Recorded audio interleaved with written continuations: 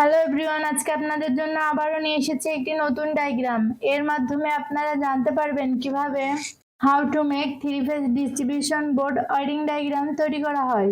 চলুন দেখে নিই কিভাবে তৈরি করা হয়। MCCB miniature cash circuit breaker, এটি তিনটি টার্মিনাল আছে। MCCB 1, MCCB 2, MCCB 3, MCCB 4, indicator lamp 1, indicator lamp 2, indicator lamp 3। ইন্ডিকেটরের মাধ্যমে সিগন্যাল প্রদান করা হয়। Red first phase positive line MCCB তে কানেকশন দেওয়া হলো। Yellow second phase positive line MCCB তে কানেকশন দেওয়া হলো। Blue third phase positive line MCCB তে কানেকশন দেওয়া হলো। First phase second phase third phase positive line MCCB থেকে এমসিসিবি 4, 3, 2, 1 এ কানেকশন দেওয়া হলো।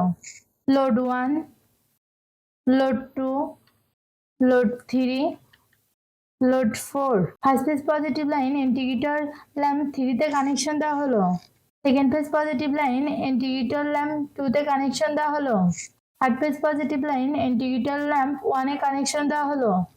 নিউট্রাল অর্থাৎ নেগেটিভ লাইন ইন্ডিকেটর ল্যাম্প 3, 2, 1 এ কানেকশন দেওয়া হলো। এই ডায়াগ্রামটি পুরোপুরি সম্পূর্ণ হয়েছে। আপনারা এভাবে খুব সহজে আপনাদের বাসাবাড়ি অথবা কারখানাতে তৈরি করতে পারবেন।